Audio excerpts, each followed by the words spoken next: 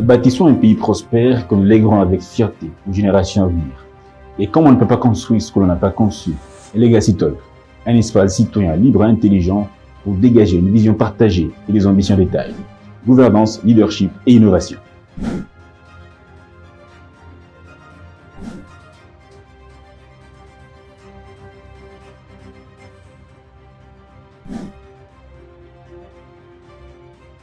Nous vous demandons de pouvoir nous suivre sur tous les réseaux sociaux, Twitter, LinkedIn, Facebook, Instagram et j'en passe.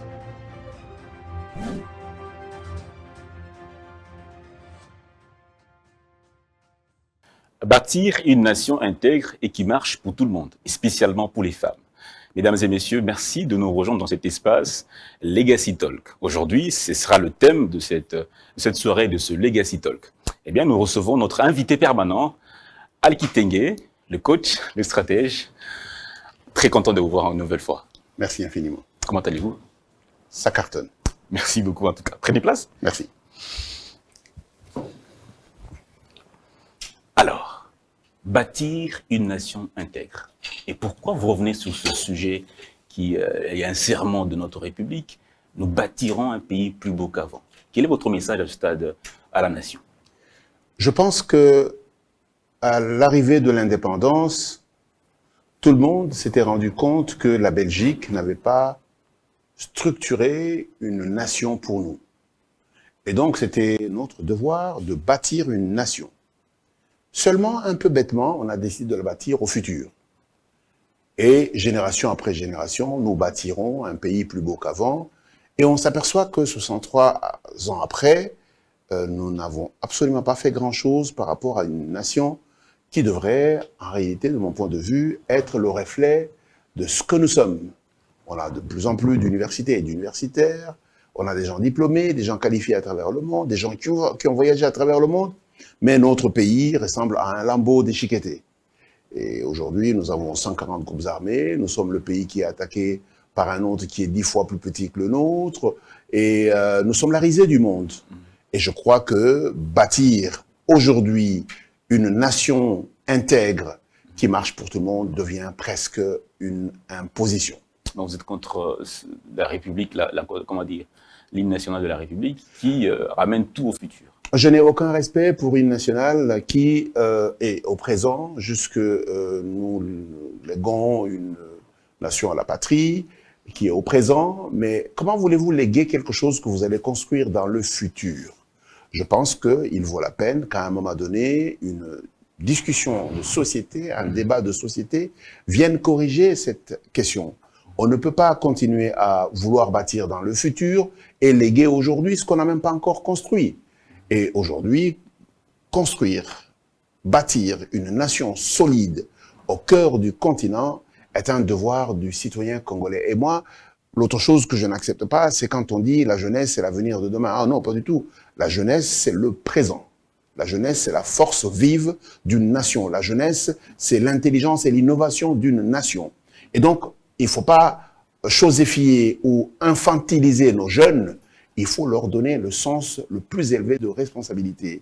Kabila a été président dans ce pays à 29 ans. Les Lumumba, quand ils faisaient tout ce qu'ils ont fait, ils avaient entre 25 et 30 ans. Et donc, il n'y a aucune raison que l'on pense que les jeunes d'aujourd'hui qui sont exposés à plus de réalité, à plus d'Internet, à plus de connaissances, restent les marchepieds des uns et des autres. C'est, à mon avis, totalement inacceptable. Et donc, autant je pense que la jeunesse, ce n'est pas l'avenir, c'est le présent du pays. Et c'est à eux de pouvoir prendre les rênes pour que leur avenir ne soit pas mis en danger. De la même manière, je pense que ensemble, en tant que nation, nous devons être en mesure de bâtir aujourd'hui une nation solide au cœur du continent. Vous aimez les mots intègres, vous courez après les gens intègres, vous aimez que la RDC soit une nation intègre, justement, mais quelles peuvent être les retombées?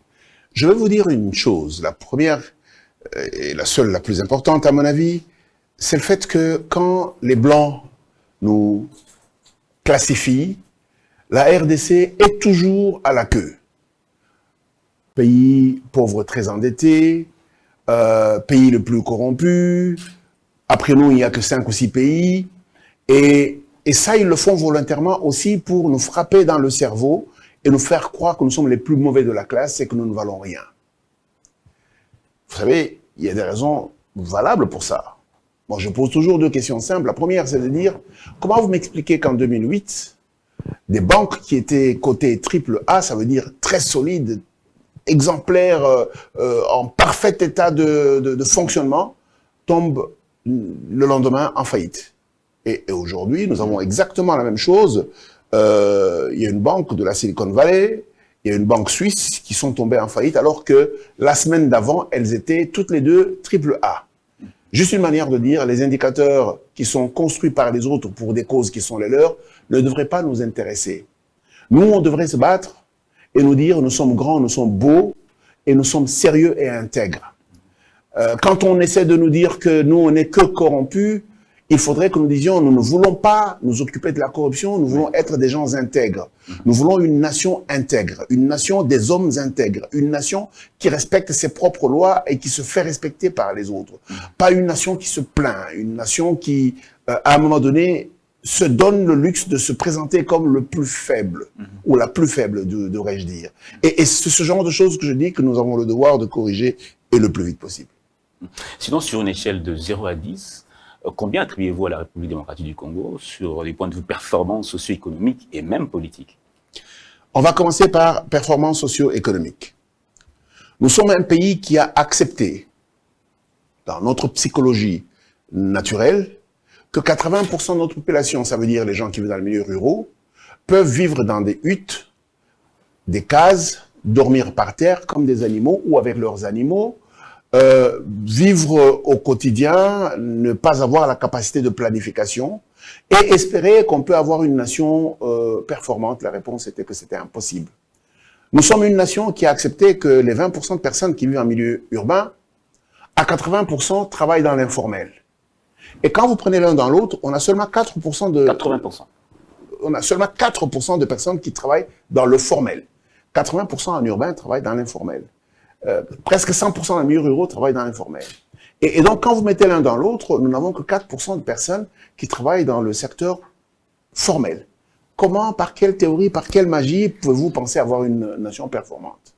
Aujourd'hui, le chef de l'État est terriblement surpris. Il apprend aujourd'hui, quand il décide d'envoyer de l'argent dans les 55 territoires pour organiser les différents ouvrages de son rêve, on s'aperçoit que au Sankourou, le ciment est à $50. À Chabunda, est à $80. À Kinshasa, il est à $10. Et au Congo central, il est à $8 quand il vient d'Angola. Comment expliquer ces disparités? Et ces disparités ne sont pas la seule chose que vous devez regarder. La deuxième, c'est qu'il y a des endroits où on ne peut même simplement pas arriver de manière normale. Il faut donc, pour y arriver, y compris arranger la route pour passer et atteindre les lieux. Et on s'aperçoit en fait de l'agressivité que nous avons fait soumettre à nos populations pendant si longtemps. Pendant 63 ans, nous avons martyrisé une grande partie de notre population. Nous l'avons traité comme si c'était des sous-hommes. Mais c'est ce que nous avons effectivement fait. Aujourd'hui, plus que jamais, on découvre l'irresponsabilité totale que nous avons eue vis-à-vis de nos populations. Et donc, on ne pouvait pas espérer avoir une nation performante avec 4% de personnes qui travaillent de manière organisée. Mauvaise gouvernance. Non, si ce n'était que la mauvaise gouvernance, ça marcherait. C'est dû à la non-gouvernance. Une grande partie de notre population et de notre territoire n'était pas gouvernée. C'est pour ça que chaque fois que, dans le cadre des différentes guerres, nous arrivons à repousser les rebelles, on dit toujours il faut reprendre l'autorité de l'État. Non, il faut établir l'autorité de l'État, parce que la première autorité de l'État qui est arrivée effectivement à certains endroits, ce sont les rebelles. Et donc nous devons être en mesure de dire, dans ce programme des 145 territoires et d'autres à venir, nous devons être en mesure de nous assurer que chaque citoyen est effectivement gouverné. Je vais vous donner un indicateur simple. La France, c'est 36 400 bourgmestres. Chez eux, on les appelle les maires. 36 400. Ah, bien sûr. Sur un territoire 4 fois et demi plus petit que le nôtre, pour une population de 65-66 millions de personnes. Vous sentez un pays qui a quadrillé son territoire. Des gens pour poser des actes au nom de l'État au plus proche des citoyens. Et je voudrais faire une référence. Si vous êtes à Kinshasa et que vous désirez avoir votre passeport, si vous êtes à la Gombe, c'est facile, vous allez au ministère des Affaires étrangères. Si vous êtes à Massina, vous devez traverser toute la ville pour aller au ministère des Affaires étrangères. Et si vous habitez dans le groupement de Bou, sur le plateau de Bateke, parce que c'est encore Kinshasa, vous devez venir jusque dans le centre-ville pour y aller. Mais en fait, c'est juste une question d'organisation. Mais je voudrais aller plus loin. Si vous êtes dans le Mayombe, que vous désirez avoir votre passeport, vous devez venir à Kinshasa avant de l'avoir. Si vous êtes à Basankusu et vous désirez avoir votre passeport, de la même manière, vous devez voyager jusqu'à Kinshasa pour commencer les formalités. Ici, donc, vous payez l'avion, vous payez le séjour, payez la nourriture et vous attendez ici. Mais ça veut dire simplement qu'on n'est pas organisé pour être performant. Et sur une échelle de 10, votre question, je dirais 3. Parce que pendant 63 ans, on n'a pas fait l'essentiel. On a eu plusieurs débats politiques. Je pense qu'à un moment donné, il faudrait qu'on ait un véritable dialogue de société. Comment voulons-nous vivre ensemble? Les 15% des personnes vivant avec handicap, comment on les prend en charge? Les personnes que l'on appelle folles, qui circulent dans la ville, est-ce normal ou est-ce notre incompétence sociale? Comment expliquer que nous sommes indifférents vis-à-vis des enfants qui sont dans la rue, qui mendient? Comment expliquer que à quel moment nous avons pensé que c'était logique que les aveugles remplissent les voies de circulation pour mendier? À quel moment on a pensé que nos militaires blessés de guerre peuvent devenir des mendiants dans la rue? Et si on ne se pose pas ces questions existentielles, j'ai très peur que nous n'ayons pas une nation. Le mal est très profond. Le mal est très profond et il est important que tous les leaders, à tous les niveaux, prennent conscience du fait que ce qui est en train de se passer maintenant est la conséquence d'une longue léthargie intellectuelle et sociale, mais surtout d'une incompétence collective. Mais je voudrais revenir sur les questions économiques. Je voudrais revenir sur les questions économiques. Expliquez-moi comment vous allez être le pays qui a le diamant et qui est en faillite. Sur le même continent, il y a un pays qui s'appelle le Botswana, qui a moins de diamants que nous et qui est de loin plus performant.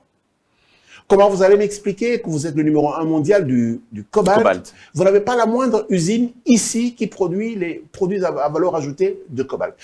Expliquez-moi comment on fait pour être un pays qui produit du cuivre et qui importe des câbles de cuivre pour la SNEL à partir du Sénégal et des pays qui n'ont jamais produit la moindre tonne de cuivre.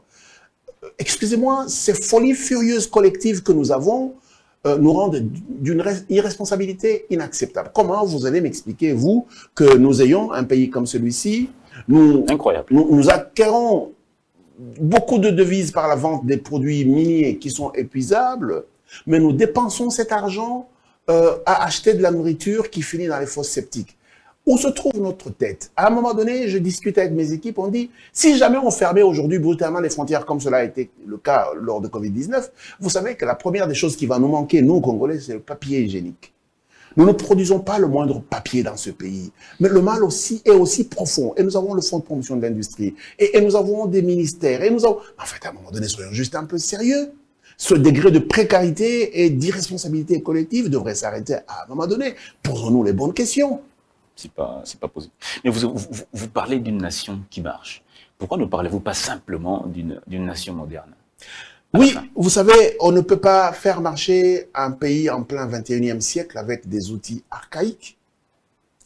Nous sommes une gouvernance sur papier encore, alors que le monde entier est en train de se digitaliser et le chef de l'État le dit dès le premier jour où il arrive au pouvoir. Mais nous sommes incapables de digitaliser l'État. C'est ça la réalité. Comment ça s'explique tout ça? Malgré la volonté du chef de l'État. C'est l'incompétence. Dites-moi, s'il vous plaît, nous avons la volonté politique hautement exprimée par le chef de l'État. Nous avons tout un ministère et toute une direction du numérique. On a l'argent qu'il faut. Et tout le monde sait très bien que si nous numérisons l'État, nous serons plus performants. Mais on ne le fait pas. Pour quelle raison ce n'est pas urgent? Donc, on ne peut pas avoir un pays qui se développe avec des outils archaïques. C'est tout simplement impossible. Nous sommes devenus un monde de la compétitivité, mais de la compétition. Entre nous, les pays africains, mais aussi entre nous et les autres pays du monde. Ceux qui adoptent et absorbent les technologies plus vite, et je le dis dans mon livre, Sine qua non, ceux qui absorbent les technologies et les mettent en application iront plus vite que les autres. Ceux qui abandonnent et tournent le dos à la corruption iront plus vite que les autres. Et ces deux outils dégagés peuvent permettre à un État de se moderniser rapidement et de devenir un État moderne, un État qui marche. Un État qui marche, c'est un État qui aligne des résultats. Vous savez, nous sommes un pays qui dit nous voulons aller de l'avant, nous voulons avoir des indicateurs de performance viables, nous voulons avoir une économie... On n'a pas de plan, comme vous l'aviez dit l'autre fois. Inclusive, et nous n'avons pas de plan. Mais nous allons y revenir. Mais je voudrais juste vous rappeler une chose. Pendant sa campagne électorale, Félix Antoine Tshisekedi nous dit, s'il a 2 mandats, à la sortie du 2e mandat, il laissera ce pays à 88 milliards de dollars de budget. Et il se trouve des gens tellement faibles d'esprit qui pensent qu'ils peuvent se moquer de lui parce qu'ils pensent que ce chiffre est irréaliste. Je voudrais vous donner 2 chiffres. Le premier, c'est le Gabon. 15 000 dollars par tête d'habitant. C'est ça le PIB du Gabon. Nous sommes encore à 585. Imaginez simplement que nous ayons 5 000 dollars de PIB par tête d'habitant et vous mettez ça aux 120 millions de personnes que nous serons dans 5-10 ans. En fait, le budget que nous devrions avoir est de 100 milliards de dollars. Toute la question, ce n'est pas « Oh, mais c'est difficile ». Non, non, non. Toute la question, c'est comment on fait pour y arriver. Quels sont les instruments que nous mettons en place pour y arriver. Et ça s'appelle de la stratégie. On ne peut pas être en plein 2023 avec le PNSD qui est terminé d'ici la fin de l'année et ne pas avoir la capacité de faire des grandes projections. Un pays qui marche, c'est celui qui se planifie dans le temps, au-delà des hommes et au-delà des partis politiques. C'est une question tellement sérieuse qu'elle est intergénérationnelle. Et il est important que nous soyons en mesure de pouvoir nous prendre les conséquences très sont désastreuses pour les générations à venir. Si nous ne faisons pas ce qui doit être fait aujourd'hui, les conséquences seront catastrophiques. Ce que vous voyez avec le Rwanda, c'est encore rien. Il y aura pire que ça. Il y aura pire que ça. Vous parlez en outre de la performance pour tous. Est-ce que vous faites allusion au gestionnaire de ce contrat chinois que tout le monde a décrié sur la place publique? C'est une véritable honte de se rendre compte que certains de nos frères ont dû le faire. Ont dû le faire. Ils ont fait quoi au juste? Certains de nos frères ont dû signer des contrats totalement déséquilibrés et au cours de l'exécution ont surfacturé. Pendant que nous avons ici des enfants qui meurent de malaria, de fièvre typhoïde, de manque de nourriture, des choses complètement élémentaires et de base, nous sommes encore un des rares pays où la tuberculose fait encore fureur. Nous sommes un pays où certaines maladies qui n'existent nulle part au monde existent encore, comme la peste. Elle existe en RDC. Et c'est aussi dur que ça. Et quand on sort une statistique quelconque, qu'elle soit économique, sociale ou de n'importe quel ordre, comme la médecine, elle est fausse. Nous en sommes encore là. Nous nous mentons à nous-mêmes, au point de permettre à la Banque mondiale, à la BAD, de nous mentir. Parce qu'en fait, ils fabriquent des chiffres dans leurs différents laboratoires pour des raisons de négociation. Parce que nous n'avons pas de contrepartie. Et ce que je veux dire, c'est que si nous ne faisons pas attention, si nous ne planifions pas notre pays en fonction des connaissances, il est très difficile pour moi de pouvoir faire avancer le pays. Alors, ce que je voudrais vous dire, c'est que il ne faut pas espérer que cette question du développement du pays soit une question du président tout seul ou du Premier ministre. Non, à tous les niveaux de responsabilité, jusque dans la famille, nous devons avoir du leadership performant. C'est comme ça qu'on peut avoir une nation qui se lève. Parce que si la tête est intelligente, les jambes sont flegmatiques, vous ne pouvez pas faire quoi que ce soit. Un pays, c'est justement ça. C'est des jambes, c'est le corps, c'est les bras, c'est la tête. Et si vous espérez tout de la tête, vous serez désillusionné. Et moi, je trouve complètement irresponsable de penser qu'on peut mettre le destin de tout un pays sur la tête d'un seul individu, fût-il président de la République ou Premier ministre. C'est totalement irresponsable, ça n'a pas de sens. Chaque personne a ses moments d'égarement. Il est important que nous ayons des systèmes qui puissent permettre que personne ne déroute la République de son chemin. Sinon, pour mieux vous comprendre, est-ce que vous pensez que c'est le chef de l'État qui devra incarner un leadership fort pour arriver à une nation intègre, fort, prospère et qui marche pour tout le monde, justement, comme vous le préconisez? J'ai entendu des fois ce mot leadership fort. Non, j'aimerais parler d'un leadership intelligent. Vous savez, la force symbolise le fait que l'on maîtrise les autres, qu'on les empêche d'agir, on leur dit ce qu'il y a à faire, on les conduit. Cet esclavage intellectuel est stupide, excusez-moi. Et je ne connais pas un seul leadership que l'on peut considérer comme un leadership fort qui a donné des résultats de manière durable. Moi, ce que je veux, c'est un leadership partagé, un leadership intelligent, un leadership responsable. J'insiste sur l'intelligence, parce que si on n'a pas suffisamment d'intelligence collective, il est difficile de bouger la masse critique. Et dans tout changement, le résultat commence à arriver quand il y a la masse critique. Parce que sinon, vous allez concevoir des choses qui ne traversent même pas le boulevard. Et donc, encore une fois, nous avons besoin d'un chef de l'État visionnaire, mais sa vision peut être très bonne pour Kinshasa, mais rien ne dit qu'à Maluku, ici à côté, ce qu'il pense en Ngaliema reste valable. On a besoin d'un bourgmestre intelligent, à Maluku, capable de pouvoir identifier les problèmes, être en mesure de les faire monter au niveau du gouverneur. Et celui-ci les maîtrise comme il faut et les fait monter au niveau du ministère de l'Intérieur et le gouvernement en est informé. Parce que vous pouvez être ministre, vous ne pouvez pas être à Kalemi et à Kamina à la fois, vous ne pouvez pas être à Songololo et à Inga à la fois, c'est juste impossible. Même si vous êtes ministre, vous avez des limites géographiques et dans le temps aussi. Et donc, l'intelligence voudrait que nous ayons une intelligence collective d'abord, qui est basée sur le fait que les individus, là où ils sont, ont leur intelligence au service de la nation et qu'ils maîtrisent les microcosmes qui, mis ensemble, maîtriseront le macrocosme. Et moi, cette affaire de leadership fort, je dis, c'est des gens qui lisent des vieux livres, qui refusent de réfléchir et qui se considèrent comme des êtres supérieurs aux autres. Et j'ai juste envie de dire, ils n'ont qu'à regarder derrière, regarder ce qu'ils ont donné comme résultat et qu'ils regardent à ce qui est en train de se passer aujourd'hui. Ils devront avoir honte. Mon point de vue encore reste qu'en matière de leadership, il doit être multiniveau, multi-paramètres et le leadership doit être partagé. Parlons d'un thème qui vous est cher particulièrement, la corruption. La République démocratique du Congo n'est pas le seul pays corrompu au monde. On le voit un peu partout, même les pays les plus riches, ce fléau existe. Pensez-vous en sortir de par la volonté d'un leadership, simplement, un leadership intelligent? Le jour où nous faisons de la corruption l'ennemi numéro 1 de la République, le jour où nous arrêtons d'entraîner nos enfants d'école maternelle, d'école primaire, d'école secondaire et d'université à poser des actes corruptifs, le jour où nous décidons d'en parler ouvertement et nous décidons de nous couvrir de honte pour avoir pensé qu'à un moment donné, chaque fois que chacun de nous se trouvait en situation de faveur, il pouvait utiliser la corruption pour nuire à la République et se conduire comme un véritable mercenaire. Le jour où on en fait un véritable débat de société, le jour où on décide de tourner le dos à la corruption et nous concentrer sur la construction des valeurs, ce pays changera très rapidement. Vous savez, aujourd'hui, la plupart des décisions qu'on ne prend pas coûtent plus cher que les mauvaises décisions que l'on prend. Pourquoi? Parce que l'ensemble des choses que l'on n'a pas changées finissent par nous coûter trop cher. Et il y en a une qui se passe dans la ville de Kinshasa, c'est Mama Yemo, hôpital centenaire. Il était mourant comme hôpital. Et c'est maintenant que quelqu'un a décidé de le remettre en état. Dans les mois à venir, Mama Yemo va redevenir un hôpital où on peut recevoir des gens. Mais dans ce même pays, en période de Covid, personne ne pouvait sortir, même pas le chef de l'État. Et les gens se sont retrouvés coincés ici. Nous étions tous comme des véritables idiots, avec des hôpitaux qui n'ont pas d'oxygène, qui n'ont pas de respirateur. Mais j'ai juste envie de dire une chose. Tout ça est passé. Le besoin pressant est passé. Nous n'avons toujours pas décidé de nous équiper en respirateurs en nombre suffisant sur toute l'étendue de la République.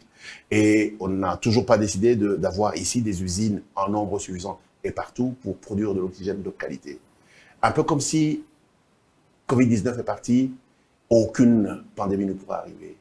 Je trouve ça un peu faible. Et je pense que, en même temps que nous avons aujourd'hui connu le Covid-19, nous devrions être en mesure de regarder quelle est notre stratégie de résilience au regard du choc de Covid-19, mais nous devrions aussi regarder ce deuxième choc qui est la guerre russo-ukrainienne, qui devrait nous dire, écoutez, réfléchissez, vous ne pourrez plus continuer à espérer à recevoir votre pétrole de la Russie ou votre blé de la Russie, il faut trouver des alternatives. Et ce genre de choses devrait appeler ce que moi j'appelle les forums de la grande résilience économique, les forums de la réflexion. Alors moi, encore une fois, des fois, les gens disent que je suis sévère, mais je ne respecte pas du tout les économistes qui lisent des livres.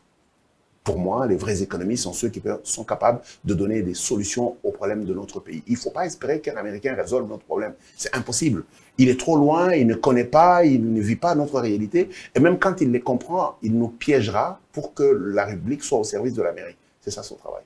Ça veut dire qu'en fait, il n'y a aucun pays qui se développera avec l'intelligence et les pensées des autres. C'est à nous de pouvoir prendre en charge nos propres théories et enseigner à nos enfants les choses qui résolvent des véritables problèmes. Je donne un bel exemple. Il s'est passé dans ce pays, dans cette ville, une première fusion d'une banque, la banque Equity et la banque BCBC. Il n'y a aucun livre qui est écrit jusqu'aujourd'hui à ce sujet. Je me pose la question de savoir est-ce que nous sommes bêtes ou nous ne voyons pas. Et vous allez dans les écoles, on enseigne aux gens ce qui s'est passé en Allemagne ou ce qui s'est passé aux États-Unis. Mais à quel moment pensez-vous que ces jeunes gens qui sont formés aux matières premières qui ne sont pas de chez nous pourront résoudre les problèmes de chez nous? Pour quelle raison vous êtes étonné que nous ayons ici des gens, dès qu'ils gagnent de l'argent, leurs vacances, c'est absolument en Europe? on est une espèce d'esclave économique et d'esclave intellectuel. Moi, j'ai le privilège d'avoir fait le tour du monde et je me dis, il y a encore des tas de choses à découvrir dans notre pays. Et je pense qu'à un moment donné, notre citoyenneté devrait être que nous ayons tous nos enfants ici et que nous ayons les meilleurs des écoles, que nous ayons les meilleurs des hôpitaux ici. Et ça, c'est les leçons que nous devrions avoir avec Covid-19. C'est les leçons que nous devrions avoir avec la guerre russo-ukrainienne. Et donc, à un moment donné ou à un autre, il n'y a rien que vous pouvez aimer bien plus que votre propre patrie. Oui, tout à fait. Et ça, nous devons l'enseigner à nos enfants à l'école maternelle, à l'école primaire, à l'école secondaire. Et quand ils sortent de l'université et qu'ils prennent des responsabilités, qu'ils se conduisent comme des êtres humains et pas comme des animaux. Exactement, c'est très fort ce que vous dites, coach. Mais dites-nous, dans combien de temps pensez-vous que ce rêve du pays de votre rêve, justement, peut être atteint? Et qu'est-ce qu'il faut pour y parvenir, justement? Je voudrais juste te donner un indicateur des choses qui arrivent ici. En un an, on passe de 4,5 milliards à 12,5 milliards de budget. Nous sommes en train de dire qu'on va aller à 16, mais moi, je sais que si nous sommes juste un peu sérieux, qu'on informatise le pays, on va arriver à 20-25 milliards de dollars. Et ce ne sera pas encore suffisant pour gouverner ce pays. OK? Juste par la numérisation. Juste par la numérisation et quelques petites réformes. Et ça, vous l'avez vu, je ne parle pas, c'est des choses qui sont arrivées. Et vous savez, des fois, quand j'en parle avec des gens qui n'ont pas été capables de faire la moitié de ce qui est fait aujourd'hui, ils vous disent « Ouais, mais qu'est-ce qu'on a fait de cet argent ?» C'est une autre question. OK? Et nous sommes en guerre. Et donc, il faut poser une question après une autre et il faut répondre avec honnêteté. J'ai envie de dire, en une année, on est passé de 4 à 12 milliards de dollars, ça s'est passé chez nous. Ça veut dire qu'en fait, si on est juste un peu discipliné et que nous organisé et que les 145 territoires entrent en action et commencent à produire et à travailler, nous allons passer de 4% à 20, 30, 40% de personnes qui travaillent de manière organisée, officielle et qui ont un numéro d'impôt. Je peux vous garantir que très rapidement, on va arriver à 40, 50 milliards de dollars. Mais en contrepartie, il faut être en mesure de leur renvoyer du service public. C'est-à-dire, concrètement? Ça veut dire qu'en fait, que quand ces gens ont besoin d'un passeport, qu'ils l'aient à côté de chez eux.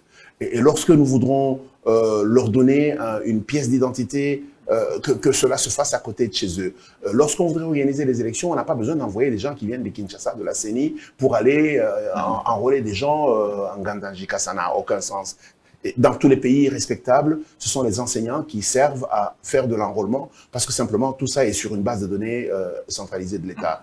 Et on appelle ça le service public universel. On appelle ça le service d'État civil. Ça veut dire qu'en fait, à la commune, tous les services de l'État sont concentrés. Donc le citoyen, il interfère avec l'État via le système, avec l'architecture de proximité. On ne peut pas espérer laisser les Quinois dans une poubelle à ciel ouvert et leur demander d'être disciplinés. C'est impossible. Regardez le niveau de saleté que nous avons. Nous l'avons également dans la tête et c'est comme ça qu'on le retrouve, ce désordre, sur la route. Il n'y a aucun pays dans le monde qui peut fonctionner dans l'indiscipline. Ça n'a aucun sens. Vous ne pouvez pas être performant dans l'indiscipline. C'est juste impossible. Si j'étais l'ami du chef de l'État, je pouvais lui demander une seule chose. Imposer la discipline. Imposer la discipline. Faisons-en un acte de bravoure. Regardez ce que la discipline peut faire. On a un général qui s'appelle Kassongo, du service national. Il prend les pires d'entre nous, les délinquants. Il en fait des bâtisseurs. Ça, une seule chose, la discipline. Et vous savez, la Corée du Sud, le Japon, la Chine sont les pays que l'on appelle les dragons. Mais ce qu'ils ont de plus que tout le monde, c'est les arts martiaux, la discipline. Et je peux vous garantir que si nous adoptons une digitalisation, nous tournons le dos à la corruption et nous nous engageons dans la discipline, la plupart des contre-performances que nous avons vont disparaître toutes seules. C'est aussi une question de discipline. C'est une question simple de discipline. En fait, le drame dans notre pays, c'est que nos yeux ne voient plus. On est tous comme des véritables cons sur la route, en train de faire un trajet de 20 minutes en 3 heures, et chacun de nous trouve ça normal. La seule chose qu'on sait faire, c'est se plaindre. On ne se pose pas collectivement la question de savoir comment nous résolvons ce problème. Parce que finalement... Et cela passe par un leadership collectif. Ça passe par un leadership à tous les niveaux. À tous les niveaux. Vous savez, vous avez des routes cassées à Matete. Pourquoi vous espérez que c'est le gouverneur qui devrait les régler? Les routes cassées de Matete devraient être réglées à Matete par les citoyens de Matete avec le bourgmestre de Matete. Limete, même chose. La Gombe, même chose. La Gombe, c'est la commune la plus riche de toute la capitale et de tout le pays. C'est tout le pays. Mais c'est l'endroit le plus sale. La Gombe. Mais bien sûr.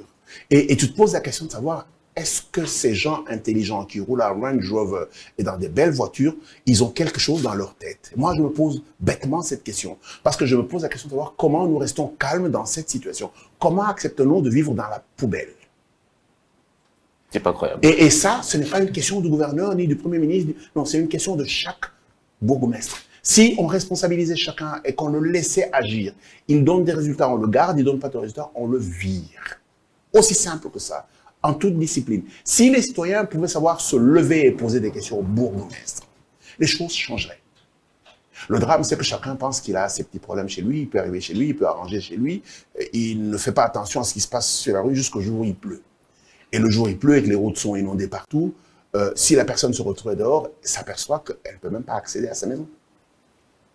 Et en fait, notre faiblesse intellectuelle va à ce niveau-là. Je vais aller beaucoup plus loin. Vous connaissez le ministère le plus corrompu de ce pays? C'est le ministère de la Santé. C'est pas possible. D'où détenez-vous cette information-là? Nous avons encore un ancien ministre de la Santé en prison. Celui qui l'a remplacé a risqué d'aller en prison pour les mêmes causes. Nous avons encore latent un gros scandale sur l'utilisation de l'argent de Covid. À quel moment pouvez-vous décider de tuer des gens? Parce que quand vous détournez l'argent qui doit soigner des gens, ça veut dire qu'en fait vous êtes un criminel, vous tuez les gens. Mais le ministère le plus corrompu, c'est le ministère de la Santé. Et là, je voudrais saluer le ministre qui vient d'arriver, qui s'appelle Roger Kamba, qui est quelqu'un que je connais personnellement. Et je voudrais lui passer un message personnel. Allez-y. J'espère qu'il apportera un gros changement dans l'intégrité et dans le respect des règles dans les questions de santé. Parce que les questions de santé sont des choses avec lesquelles on ne peut pas jouer.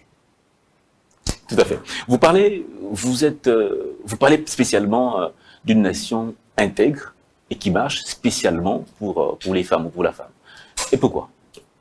Je vais commencer par une autre catégorie. Une nation qui marche pour tous. Pour tous, oui. Je ne comprends pas à quel moment on a décidé qu'on devrait dépenser tout l'argent en milieu urbain et oublier totalement les milieux ruraux. La conséquence, nous avons 140 groupes armés. Tous les 140 groupes armés sont en milieu ruraux. Tous à côté du cobalt, à côté de l'or, à côté du coltan. Et même ça, on n'a pas pu voir. Je me pose la question de savoir à quel moment on pensait que le boulevard du 30 juin était la seule chose importante. Regardez, les 3 milliards de dollars. On n'a même pas été capable de les dépenser parce qu'on ne savait même pas où on devait les dépenser. On a dépensé 820 quelque chose dont on nous dit que seulement 300 millions ont été effectivement affectés à des travaux. Mais on a un pays qui n'a pas d'infrastructure. Pourquoi? Parce que la conception du leadership politique au Congo, c'est impressionner les gens de Lubumbashi, impressionner les gens de Goma, impressionner les gens de Kinshasa, et on pense que le monde s'arrête là. Et quand ça bouillonne, et quand ça tire et que ça tue, tout le monde se rend compte qu'en fait, il y a une grande partie de la population qu'on n'a pas prise en compte. Mais lorsque vous allez dans le milieu rural, ou même quand vous revenez en milieu urbain, vous allez dans les écoles. Quand un papa a 4 enfants, 2 garçons, 2 filles, il paye d'abord pour les garçons. C'est dans sa psychologie, comme ça. Et en fait, je me pose encore la question, à quel moment une nation pense-t-elle qu'elle peut compter sur la moitié de son personnel et pas sur l'autre moitié? C'est une question, non pas de mathématiques, mais d'arithmétique. Pendant très longtemps, nos personnes vivant avec handicap n'ont pas été prises en compte. Même nos blessés de guerre étaient considérés comme des va-nu-pieds. Mais quel degré d'irresponsabilité? Laissés pour compte, devenus mondiaux, pour certains. Oui. Comment pouvez-vous expliquer que nous avons un tel degré de faiblesse au niveau de la police? Comment pouvez-vous expliquer que nous avons un tel degré de délinquance au niveau de notre armée? Mais on s'en aperçoit quand on nous agresse. C'est le seul corps que nous avons pour défendre la nation. Mais pendant très longtemps, on l'a délaissé. Et ma plus grande crainte aujourd'hui, c'est que nous ne prenions pas suffisamment conscience du besoin de réorganiser la société, de réorganiser la cité et de repenser. Vous savez, dans le monde entier, les meilleurs centres de sport sont à la police et à l'armée. Les meilleurs centres de sport? Absolument. Dans le monde entier? Dans le monde entier, dans le monde organisé. Organisé. Et les meilleurs hôpitaux sont les hôpitaux militaires. Pour une simple raison. Pourquoi? Eux, ils doivent être en mesure d'intervenir le plus rapidement possible parce que les gens sont blessés et on doit être en mesure de faire des sutures, d'opérer dans des conditions les plus difficiles et les meilleurs médecins sont là-bas. Médecins militaires? Oui. Mais allez dans les hôpitaux militaires chez nous. Ça commence à bouger. Je ne nie pas. Ouais. Mais c'est la honte la plus totale. Allez dans les camps militaires. Comment pouvons-nous penser que les gens qui nous défendent, les seuls qui nous défendent, quand ça ne marche pas, vivent dans ces conditions? Comment voulez-vous avoir une société qui marche seulement pour les uns et pas pour les autres? Aujourd'hui, lorsque vous parlez à des jeunes, tous ils rêvent d'aller en politique parce qu'ils pensent que c'est là-bas que se trouve l'argent. Mais bien sûr, les politiciens ont pendant trop longtemps gardé l'argent de l'État, ils l'ont mis dans leur poche. Et alors, du coup, de manière psychologique, les gens disent il faut aller prendre une partie de cet argent si vous désirez en prendre une. Et c'est pour ça qu'on appelle la politique chez nous la mangeoire. La mangeoire. C'est pas moi qui le dis, ce sont les politiciens eux-mêmes.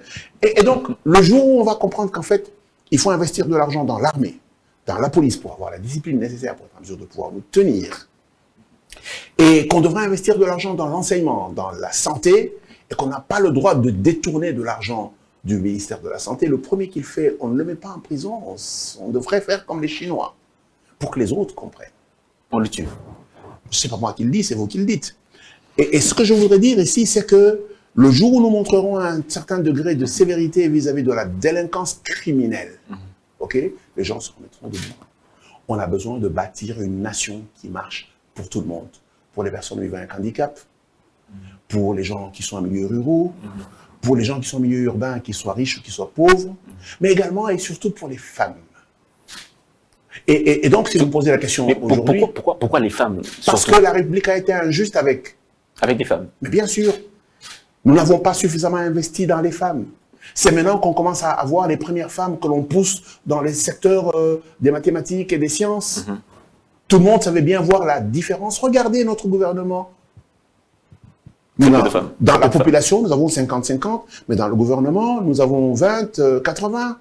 C'est la même chose au Parlement, c'est la même chose dans les entreprises publiques. Il y a un problème sérieux, il faut avoir le courage de le regarder. Pour qu'on puisse arriver à cet équilibre-là. Nous devons arriver à un équilibre urbain-rural. Les gens doivent avoir la fierté d'être dans le milieu rural parce que simplement l'État y investit de l'argent. On y a les infrastructures qu'il faut, on a l'habitat qu'il faut, on a le système de communication qu'il faut. Et la seule chose qui fait la différence entre la ville et le rural, c'est le type d'activité économique que l'on a. C'est tout. Les gens devraient être fiers de dire je viens de Katakokombe. Aujourd'hui, quand tu dis à quelqu'un je viens de Katakokombe, les gens ont tendance à chercher où ça se trouve sur la carte et on a même envie de se moquer de toi. Et je crois simplement que nous devons être en mesure de réparer toutes ces injustices. Vous savez, aujourd'hui, nous avons une guerre sur la partie nord-est et est de notre pays. Vous me demanderiez mon avis, je dirais, mettez $1 milliard pendant 10 ans sur ces corridors. 1 milliard chaque année. Remplaçons la guerre par l'économie. Et ça ira pour le mieux. Je peux vous garantir que ça va s'arrêter. Parce qu'une grande partie des gens qui sont manipulés par les seigneurs de guerre, ils y vont parce qu'ils n'ont rien d'autre à faire. Mais j'ai posé une question que apparemment vous n'avez pas encore répondu. La question sur la durée. En combien de temps pensez-vous avoir ce pays de rêve? À mon avis, 3 ans. En une année, on a montré qu'on peut faire un bond. Si on serre la ceinture, on se met en discipline, en 3 ans, vous ne reconnaîtrez pas ce pays. Non. Une route, quand on la construit, elle est valable pour 20 ans. Vos routes à vous, elles sont valables pendant une année et chaque fois, vous devez recommencer à faire les mêmes routes. Mais si vous commencez à construire des routes qui s'accumulent les unes après les autres et qui, elles, vivent 20 ans, 25 ans, vous allez voir la différence. Oui. Lorsque vous prenez toutes les routes macadamisées dans la ville de Kinshasa, c'est le 1/7 des routes de la Belgique. La Belgique est 80 fois plus petite que la nôtre. Alors, il faut juste être sérieux. Il faut arrêter de faire des petites choses. Il faut faire des grandes choses. Pour faire des grandes choses, il faut se mettre en ordre utile pour faire des grandes choses. D'accord. On est en train de courir le temps, on doit évoluer. Mais avez-vous l'impression que nous avons des évolutions à géométrie variable? Ah oui, la géométrie est essentiellement variable dans ce pays et dans la tête des gens, c'est comme ça. Nous sommes ce pays qui pense qu'on peut faire des routes, des voitures pour l'Afrique. Nos routes sont en très mauvais état, on va acheter des 4x4 qui abîment encore davantage les routes. Alors que le problème à résoudre, ce sont les tas de routes, il faut juste refaire les routes. On réfléchit à l'envers. Et ça, c'est quelque chose qui m'étonne toujours dans ce pays. Mais je vais beaucoup plus loin. Lorsque vous êtes dans la ville de Kinshasa, le mètre carré au sol, lorsque vous achetez une parcelle, est entre 1000 et 1500 $. Lorsque vous allez à Kingasani, c'est à 20 $. Nous sommes dans la même ville. C'est C'est toutes ces choses qui sont insensées qu'il faut corriger. L'État congolais, je donne un exemple élémentaire, sur la taxe foncière, ne récupère même pas 10%. Sur la taxe automobile, ne récupère même pas 10%. Mais comment pouvons-nous être incompétents à ce point? Comment voulons-nous vivre et organiser la cité si les choses élémentaires qui sont censées nous donner des moyens pour être en mesure de pouvoir rendre à la société ne sont pas organisées? Où sont nos statisticiens, où sont nos informaticiens, où sont nos ingénieurs, nos mécaniciens, où sont ces gens intelligents qui sont censés, ensemble, être en mesure de donner un paquet d'intelligence à la nation? Donc, vous parlez de 3 ans, vous avez votre plan en tête. En 3 ans, on peut sérieusement changer ce pays.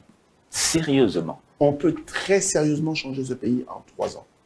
Et par palier de 3 ans, on peut faire énormément de choses. Mais tout ça ne peut être faisable que si nous avons un programme cohérent sur les 30 prochaines années. Et on sait exactement qu'on va accumuler des résultats. Et je voudrais m'expliquer sur cette question. Vous savez, en stock d'intelligence, en termes d'illettrés, des gens qui ne savent ni lire ni écrire dans ce pays, nous n'avons pas suffisamment de personnes capables de pouvoir porter le progrès, même si nous l'avions. OK? Il nous faut donc 15 ans pour former des gens en nombre suffisant dans tous les métiers. Si aujourd'hui tu commences 10 bâtiments dans la ville de Kinshasa, 10 à la fois, il n'y a pas de maçon, il n'y a pas de plombier, il n'y a pas d'électricien. Malgré le nombre important de la population que nous avons. Tout à fait. Des incompétents et des incapables. Mais notre système de formation est fait ainsi. Okay? On ne s'est jamais préparé à ça. Je donne un autre exemple. Lorsque vous allez dans les secteurs miniers, malgré le fait que nous soyons un pays éminemment minier, nous n'avons pas les grandes écoles pour former des gens pour faire les métiers qui sont liés à l'exploitation minière. OK? Mais alors, je voudrais revenir sur des choses très simples. Tant que vous ne vous planifiez pas dans le temps, c'est très difficile de pouvoir organiser votre performance immédiate. Regardez, dans ce pays, un projet comme celui de port en eau profonde, c'est entre 7 et 12 ans. À quel moment allez-vous penser que vous pouvez mettre ça dans une mandature? C'est impossible. Un projet comme le Grand Yinga et tout ce qui vient derrière, c'est entre 10-15 ans de projet. À quel moment pensez-vous que vous pouvez mettre ça dans une mandature? C'est juste impossible. La transnationale qui partirait de Kasumbalesa, la route et le chemin de fer, jusqu'à Mwanda, c'est entre 10 et 15 ans de projet. Okay? À quel moment pensez-vous qu'un président, dans sa mandature, peut le faire? C'est juste impossible. Nous devons nous doter d'un plan stratégique de développement qui dépasse et les mandats et les personnes, et qui dépasse les partis politiques, qui nous aligne sur le long terme et qui nous attire des moyens financiers et des partenaires qui rêvent de rester ici. Et c'est seulement comme ça qu'on peut rester un pays apaisé, qui donne une chance à tout le monde et qui progresse à une vitesse qui permet à tout le monde d'avancer. Et progresser lentement ou progressivement, ça n'existe pas. Ça la pauvreté, on ne peut pas s'en accommoder ou on ne peut pas la prêcher pour les autres. C'est de l'insolence pure et simple, c'est inacceptable. Il n'y a personne dans ce pays, dans ce monde, qui mérite d'être pauvre. Pauvre, c'est quelqu'un qui ne sait même pas s'il va manger ou pas, qui n'a pas un endroit décent où il pourra dormir. Mais malheureusement, c'est la règle, plus que l'exception ici. C'est quand même assez fort tout ce que vous dites là, je le répète. Mais je crois que nous pourrons justement y arriver avec un plan comme vous le préconisez. Oui. Mais sur le continent, quel pays prendriez-vous pour inspiration à la République démocratique du Congo, justement? Ah, 2 pays. Le premier, c'est le Botswana. Un pays très sérieux, un pays où l'école primaire et secondaire sont gratuites. Gratuite n'est pas le mot, sont payées par l'État et c'est même obligatoire. À l'université, vous avez une bourse et quand vous êtes brillant, on vous donne la possibilité d'aller dans le meilleur des pays de votre choix. Et ça se passe sur le continent. Et ils ont une matière première, essentiellement, c'est le diamant. Et c'est un pays désertique. Et dans le Nord, j'ai beaucoup de respect pour le Maroc. Le jeune roi a pu démontrer de manière assez claire que tout en restant une monarchie, il y a moyen de partager le pouvoir et de gouverner de manière moderne. Et aujourd'hui, si vous avez visité le Maroc il y a 20 ans, vous y rentrez aujourd'hui, ce n'est pas le même pays. Et tous ces progrès qui sont réalisés à petite échelle par le Botswana et à une échelle beaucoup plus grande par le Maroc nous sommes au centre du pays, du continent plutôt, capable de les réaliser avec performance. Nous sommes le pays qui a le cuivre, le diamant, le cobalt, le tungstène, tout ce que vous nommez dans le tableau de Mendeleev, nous l'avons ici. Nous sommes le pays de 80 millions d'hectares de terres arables, nous mourons de faim, nous importons des biens complètement... Nous sommes le pays de la deuxième forêt du monde, mais nous importons du papier. Nous sommes le pays de l'eau qui coule de manière tout à fait pertinente et nous importons l'électricité du Congo-Brazzaville et de la Zambie, les gens à qui nous envoyons l'électricité. L'Angola se modernise devant nous et acquiert de la capacité, de la puissance électrique. Et ça se passe devant nous. On est en train de regarder un pays comme le Kenya se modernise avec des infrastructures de transport. Et en fait, ils font des facilités aéroportuaires et portuaires et des chemins de fer avec comme objectif la RDC. Un des candidats présidentiels l'avait dit, qui est devenu d'ailleurs aujourd'hui président. À l'époque, un ministre tanzanien ou un député tanzanien le dit de manière assez claire, il y a un grand marché au Congo. Mais qu'est-ce qu'eux voient que nous ne voyons pas? Il y a un questionnement sérieux qu'il faudrait que nous soyons en mesure de le mettre en place. Alors, avec ça, on continue à enseigner des choses complètement inutiles à nos enfants dans les universités, dans les écoles secondaires. Je dis, il faut arrêter. Sinon, êtes-vous de ceux, malgré tout ce que vous avez évoqué, êtes-vous de ceux qui pensent que les pays du Nord sont à la base de notre faiblesse conjoncturelle? Ah oui, parce que finalement, le monde a des ressources limitées qu'il faut se partager. Le lion prend la plus grande part. C'est aussi simple que ça. Mais ça, c'est leur droit. Ils ont le droit de se battre pour essayer de se garantir la plus grosse part de ce qu'ils veulent avoir. Mais c'est aussi notre devoir de nous organiser pour optimiser notre capacité à capter ce que nous avons comme avantage comparatif. Et là-dessus, je n'ai pas d'excuse. Notre propre leadership, à tous les niveaux, a la responsabilité de former des enfants qualifiés, capables de pouvoir transformer ce pays. Du point de vue économique et financier, nos universités ont quel rôle dans cette approche que vous évoquez tantôt? Nos universités pauvres n'ont aucune capacité de porter sur la place publique une réflexion transformatrice. Nos universités doivent commencer elles-mêmes par se transformer et devenir des centres de production, d'intelligence et de richesse. Un professeur qui a faim, il va se faire corrompre. Il n'y a pas de magie. Un professeur qui envie un homme politique parce que l'homme politique a une plus belle voiture que la sienne et lui, il n'a aucune capacité ou aucun système organisé pour être en mesure d'arriver à ce train de vie. Il va vouloir devenir conseiller du ministre qui est moins qualifié que lui. Et c'est dans ce désordre-là que je pense que l'université doit pouvoir se réinventer pour devenir le centre de fourniture d'intelligence collective, l'arbitre qui dit à la nation, ce n'est pas dans cette direction qu'il faut aller, il faut aller dans telle autre direction, les institutions qui, avec toute indépendance, sont capables de donner des conseils à la communauté tout entière. Le drame dans notre pays, c'est que quand vous prenez par exemple les universités publiques, elles n'ont aucune personnalité juridique indépendante. Un recteur ne peut même pas sanctionner un professeur délinquant. Nous en sommes encore à une configuration de l'UNASA. Parce que pour quelques personnes, ce n'est pas convenable. Je dis, à un moment donné, il faut juste être sérieux. Je regarde ce qui se passe dans d'autres pays. Une université fait un appel d'offres. Nous recherchons des professeurs de tel profil, de tel profil, de tel profil. Les gens viennent soumettre les CV, suivent des procédures de recrutement et ils sont évalués de manière permanente. De manière régulière, des professeurs partent et d'autres arrivent. Et c'est ce qui fait vivre une université. C'est des gens qui viennent de partout, qui ramènent des manières de faire et de voir des choses différentes, qui changent les choses. Ici, vous avez quelqu'un qui donne cours dans une université pendant 40 ans et il enseigne la même chose. Mais il y a quelque chose qui ne marche pas. Pendant 40 ans. Et c'est pour ça que dans certains pays, on vous dit, vous ne pouvez rester dans une université que 5 ans. Après, allez faire vos preuves ailleurs. Mais ici, les gens viennent, ils font carrière. Personne n'évalue ce qu'ils font. Tout le monde se plaint qu'on a des étudiants qui ne savent ni lire ni écrire, qui sont incompétents, qui arrivent, qui n'ont même pas les notions de compétences digitales. Dans les banques, quand ils arrivent, on commence à les former, ça prend 1 an pour qu'ils deviennent opérationnels, mais ça ne gêne personne. C'est tout à fait normal. Et je pense qu'à un moment donné, il faut avoir le courage de nous poser les bonnes questions avec courage et amour. Il faut être en mesure de nous rendre compte que nous ne sommes pas des animaux, on ne peut pas vivre dans la saleté surtout intellectuelle. Vous comprenez ce que je veux dire? Il faudrait que nous nous rendions compte que nous sommes collectivement responsables de ce qui nous arrive. Et pour que ça change, il faudrait qu'on change tous. Monsieur Ali Kitenge, on est en train de chuter, mais nous avons une nouvelle ministre du Plan, ancienne experte de la présidence sur les questions de veille stratégique à la suite du remaniement. Un mot sur cette dame?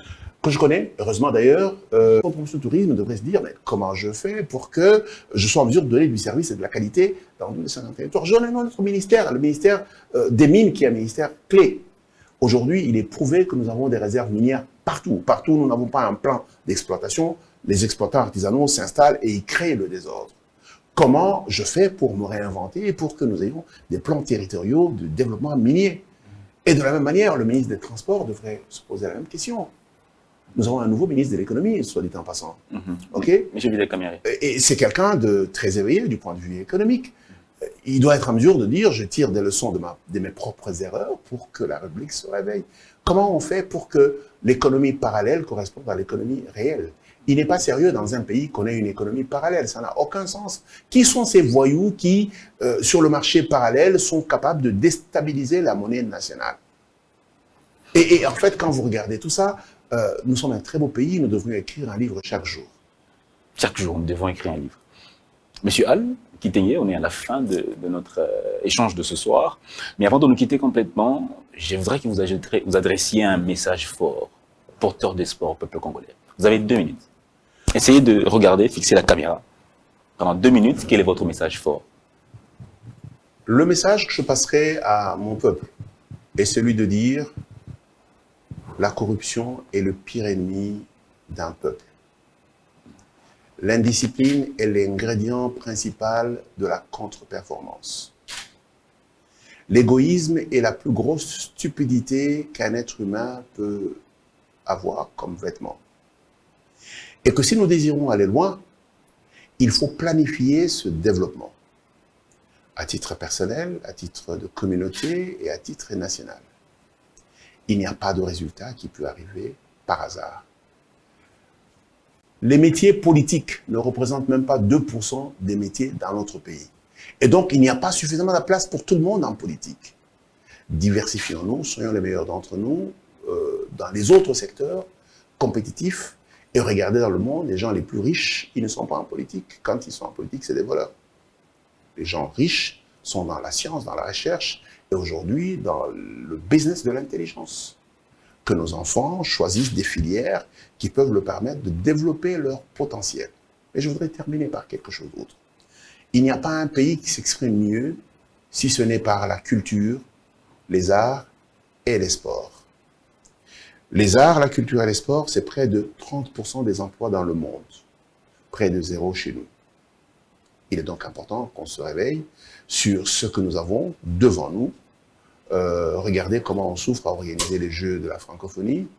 Il est important qu'on se rende compte que nous avons la possibilité d'être ce grand pays au cœur du continent, capable de pouvoir engendrer le développement des pays qui nous entourent, et c'est du Nord et du Sud.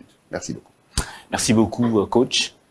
Le prochain rendez-vous, c'est pour quand, pour ce public qui nous suit, Il sera en présentiel à la fin du mois d'avril. Gracia nous donnera les dates de manière précise et toute l'équipe qui travaille avec nous se fera le plaisir de nous donner des détails sur le thème, mais également sur l'endroit où ça va se passer et aussi la date exacte. Tout à fait. Merci beaucoup, coach.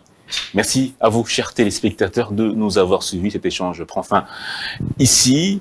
Et donc, prochain rendez-vous, le mois prochain, à la fin du mois. Ça sera en présentiel. Portez-vous bien et à la prochaine.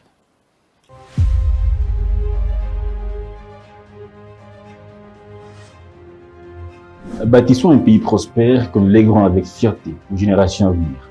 Et comme on ne peut pas construire ce que l'on n'a pas conçu, Legacy Talk, un espace citoyen libre et intelligent pour dégager une vision partagée et des ambitions de taille.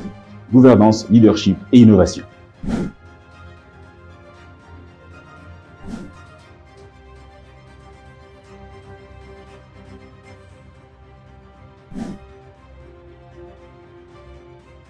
Nous vous demandons de pouvoir nous suivre sur tous les réseaux sociaux, Twitter, LinkedIn, Facebook, Instagram et j'en passe.